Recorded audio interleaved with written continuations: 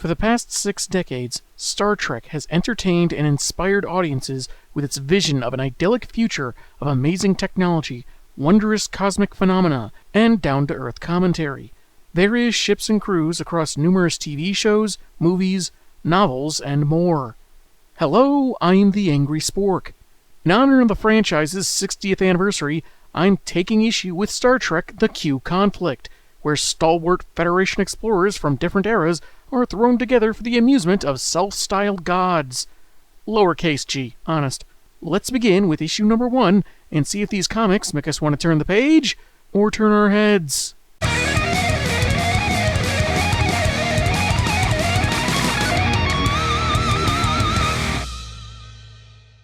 The cover has Q in the robes he wore in Encounter at Farpoint, with his outline featuring a member of each crew from the 4 series. Odo from Deep Space Nine, looking like he's asking Spock from the original show what he's thinking about, and he's probably responding, I don't know, Vulcan stuff.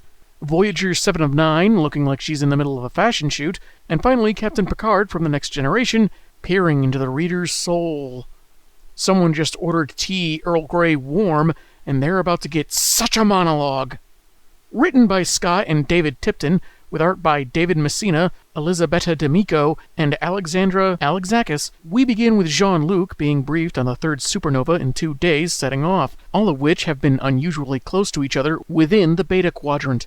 A colony on Cestus 3 will need to be evacuated, with the Enterprise 3 hours away to help out, but fortunately another pair of ships are already there. He is called to the bridge and... Is that Worf? Oh no. He caved to the current Klingon trend of shaving your head bald and getting plastic surgery to move the forehead ridges to the top of the skull. Curse the Petak who invented the Ridgehawk look. According to data, the sun in the Cestus system is expanding unnaturally, with 48 hours until Cestus 3 becomes uninhabitable. He's already informed Starfleet Command and more ships are on the way, but it's unclear if it'll be enough to save everyone.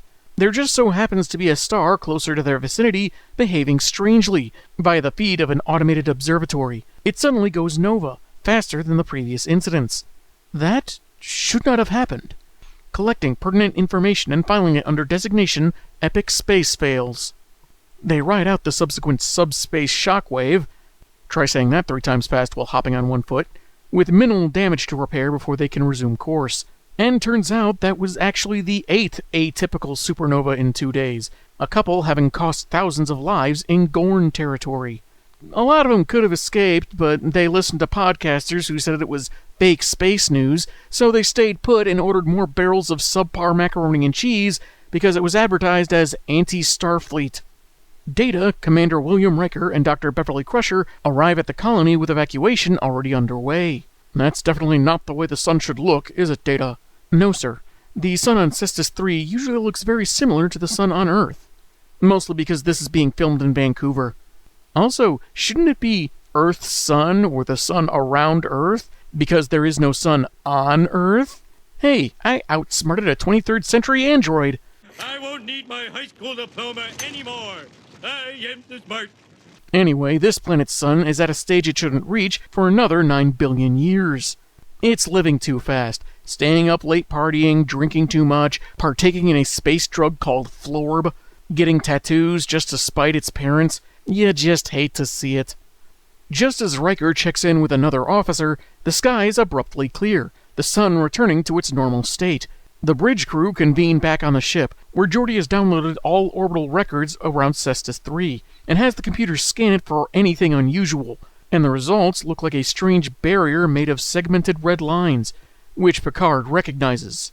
Damn it! It's those blasted Galaga aliens again! He returns to the bridge, having all hailing frequencies open, calling on Q to show himself and answer for what he's done, but gets no response. Not sure why he would use the ship's communications, though. In the show, you'd just speak aloud and that would be enough, but moving on. He goes to his ready room, and Q just happens to be there, with Jean-Luc accusing him of wiping out star systems and ending innocent lives. Don't you lecture me, Picard. You have no idea what's transpiring beyond your feeble plane of existence. If you mean the Q Continuum's annual Smash Brothers tournament, we know. It's all over Discord. Q says that every few eons, other advanced races think they're on par with the Continuum, so the other Q decide to quash that idea. Their current squabble has started affecting the Beta Quadrant in the form of the supernovae, but should end in a couple hundred years.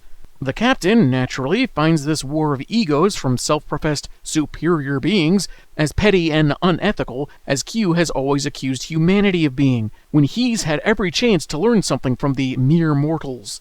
Professor Lava Heart! Since Picard seems to think he knows better, Q gets a marvelous idea and takes him away in a flash. Well, a flash, if you want to get technical, to a neutral space to confer with the other factions in the war, represented in differently colored energy. National Geographic presents their new docuseries, The Skittles Civil War. Q suggests they need not sully their hands fighting, but have humanity resolve things for them. Since each of them have encountered Earthlings at one time or another, each of the entities has a different opinion on humans. Savage, sporting, honorable, but they do agree to this idea of them competing in their stead, with the winner of the contest deciding the outcome of the war. Picard's objection falls on Q's snapped finger as other players are gathered. From as recent as 2 years back to 8, even 110, Starfleet officers vanish in flashes of light. Jean-Luc is joined by Data, Riker, Geordi LaForge, and Deanna Troi, then by the then recently captained Benjamin Sisko and some of his crew. Noticing Picard's people with new uniforms, something dawns on Ben. Oh, hell. Not time travel. Hey, it was this or your 15th visit to the Mirror Darkly universe. They're soon approached by Captain Janeway and company, happy to see fellow Starfleet, but can easily discern Q's hand in all this. A pattern emerges after all. Q, Professor X, the alphabet is revolting! Warn the people! To round things out, we have the original series cast, led by James T. Kirk, who can tell that these strangers are Starfleet by their badges. And you just know he's mentally trying to pick which woman from the other crews he's going to start hitting on first. Eeny, meeny, miny, mo, catch a tribble by the toe. Q calls their attention, explaining how they'll be representing each of the adversaries in the cosmic quarrel, with the other three parties now in their humanoid forms from the first Star Trek show. Janeway will represent one of the Metrons, who were responsible for that Kirk vs. Gorn fight in the TOS episode Arena. Old James Tiberius will represent Trelane, whose abilities are very similar to Q's, but with a flair for 19th century aesthetics. Picard will, of course, represent Q, and Sisko will represent Aelborn from the Organians, from the TOS episode Errand of Mercy. Each team will compete in challenges to end the entities' war. Otherwise, they'll just go back to fighting themselves, continuing to risk the planets of the Federation, including Earth. With that out of the way, there's only the matter of selecting teams. Determined by breakdance competition. Issue 2's cover is styled much like the first, with Tuvok, Kirk, Dax, and Worf encompassed within Trelane, who looks like he's belting out a soulful Elvis cover. Too bad that despite all his amazing abilities, carrying a tune is not among them. Selection has been whittled down to Harry Kim, who's put on Aelborn's team, so Trelane is left with Quark, the bartender, by default. I don't even know why I'm here. I'm not even in their damned Starfleet. Fighting for pseudo-deities is going to be thirsty work. Someone's got to provide rockdicinos and root beers. Suffice to say, the crews are mixed together evenly, and it would be too time-consuming to outline each one here. But Picard's team has 7 of 9, so I'd say he's already won. Their first challenge is to recover the Gateway engine, which operates the portals of the long-dead Iconians. Some of their gateways are operating erratically and transporting pieces of other worlds to their planet, overlaid on each other. The first team to retrieve the engine not only wins the round, but can keep it for future use, like faster getaways from Star Trek conventions. Before they begin, however, the captains insist on some ground rules. They won't harm or kill anyone, let alone each other, there can't be any changes to the timeline, and no cheating from Q. You wound me, Catherine. Well, now you're just giving her ideas. He agrees so long as they all compete like they mean it, and sends them on their way to begin the first round. The planet is located by each Enterprise, Voyager, and the Defiant, the latter with Sulu at the helm. No offense, but are you sure you can handle this? There isn't a ship made that I can't fly, Captain. I'm George Takei, damn it! Chekhov is questioning the point of all this, feeling like they're all just puppets, which gives Janeway an opening for an inspirational speech about the countless worlds at stake, how they'll succeed by sticking together, and they can't give up simply because it appears hopeless. Whatever else I say about this series, credit to the artists for making Janeway's expression here alone chew the scenery more than Kate Mulgrew ever did on TV. Worf admits to some discomfort being on the OG Enterprise, a ship from an era where Klingons were at odds with the Federation, but it's enough for Kirk that him wearing a Starfleet uniform means any differences between their worlds have been dealt with, something he's glad to know. He orders him to relax and says the two of them will be on the away team with Tuvok and you, meaning O'Brien. You see, because of our uniforms, we'll be the Gold Team. I got the idea when we visited this alternate past of Earth and encountered people with strange mutant powers. Did the one with the metal claws give you a cigar? No, he gave me what was known as a high five and shouted, "Canucks for life." With the gateways going haywire, transporters are not an option, so each captain goes with 3 crewmen via shuttlecraft to the planet's surface. Riker indulges his competitiveness by punching in the command codes for the Enterprise Ease shuttle, since he's memorized the codes for all 10 shuttlecraft, including the captain's yacht, and shuts down everything but life support, slowing down Picard, Geordi, Odo, and Spock without endangering them. Touché, number 1. I'm so impressed by your ingenuity, I'll only have you spend 2 weeks scrubbing the Jeffries tube with a sonic toothbrush. Their target is at the base of a dormant volcano, but a lightning storm prevents any vessel from landing, so they'll need to touch down some distance away, an experience rougher for some than others, then proceed on foot. Bit of an error here. Odo is suddenly a part of Sisko's crew instead of Chakotay. Whenever you notice something like that, a wizard did it. They enter an eerie forest as a shortcut when they're beset by large, gorilla-like life forms, so decide to go the scenic route.